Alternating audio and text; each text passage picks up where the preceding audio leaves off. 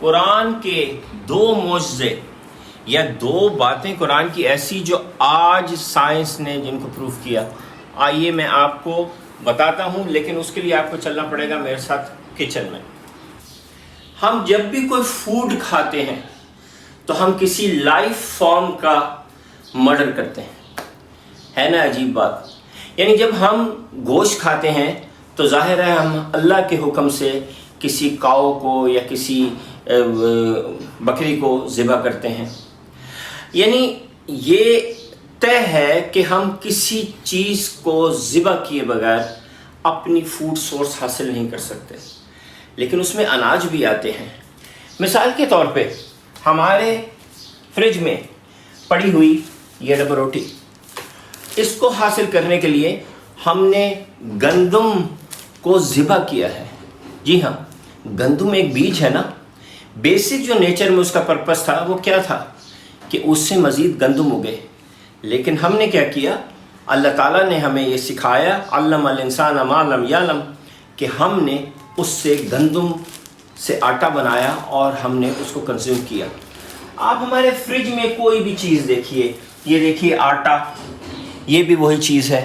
یہ دیکھیے جب ہم مرچ کھاتے ہیں تو مرچ کا بیسک پرپس ہمارے لیے ذائقہ دینا نہیں تھا، مرچ کا بیسک پرپس یہ تھا کہ اس کے بیج جو ہیں وہ پروپوگیٹ ہوں، لیکن ظاہر ہے کہ یہ مرچ اب ہمارے فریج میں پڑی رہے گی اور اس کے اندر جتنا بیج ہے وہ پروپوگیٹ نہیں ہوگا، وہ پھیلے گا نہیں، وہ ضائع ہو جائے گا اور ہم یہ مرچ اپنے کھانے میں ڈال لیں گے۔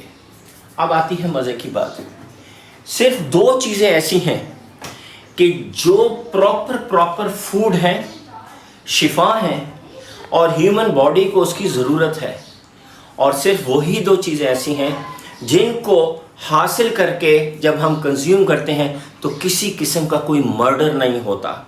وہ دو چیزیں ہیں، ایک یہ شہد۔ شہد وہ چیز ہے جس کو ہم یوز کرتے ہیں تو کسی قسم کا کسی کا مرڈر نہیں ہوتا، اور اس کا قرآن میں ذکر آیا ہے۔ اور دوسری چیز جس میں کسی کا مرڈر نہیں ہوتا اور فل نیوٹریشن ہے اور قرآن میں اس دوسری چیز کا ذکر آیا ہے، وہ ہے دودھ۔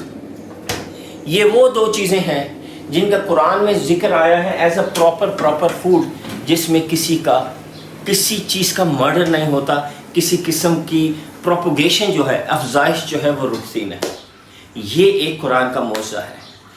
دوسرا معجزہ بہت مزے کا ہے، وہ یہ ہے کہ یہ جو دودھ ہے، انسان وہ واحد لیونگ تھنگ ہے جو کسی اور کا دودھ پیتا ہے، ورنہ جتنے میملز ہیں ان کا دودھ صرف ان کے اپنے بچوں کے لیے پورا پڑتا ہے۔ صرف انسان ہے جو کسی اور اینیمل کا دودھ پیتا ہے۔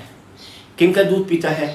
4 اینیملز کا قرآن میں ذکر آیا ہے، گوٹ، شیپ، کاؤ اینڈ کیمل، کہ انسان کے لیے یہ 4 اینیملز ہیں، اہم ہیں۔ کیوں؟ کیونکہ اس سے انہیں دودھ ملتا ہے۔ صرف یہ 4 اینیملز ایسے ہیں جو اپنے بچے کی نیڈ سے زیادہ دودھ پروڈیوس کرتے ہیں اور ہم پیتے ہیں۔ مزے کی بات ہے کہ پچھلے 1400 سال میں سائنس اتنی ترقی بھی کر گئی، انسان نے بہت کوشش کی کہ ان 4 سورسز کے علاوہ جن کا قرآن میں ذکر آیا ہے، کوئی اور سورس ڈسکور کیا جائے، کوئی اور اینیمل تیار کیا جائے جینیٹکلی یا اس کو ہائیبرڈ کر کے، کہ جس سے انسان دودھ حاصل کر سکے، لیکن ایسا نہیں ہوا۔ وہی 4 اینیملز انسان کو آج تک دودھ دے رہے ہیں، جن کا ذکر عربیہ میں ڈیزرٹ میں نازل ہونے والے 1400 سال پہلے قرآن میں ہوا تھا، اور آج پورے گلوب کی ڈسکوری کے بعد بھی وہی 4 اینیملز ہیں جن کا قرآن میں ذکر آیا تھا۔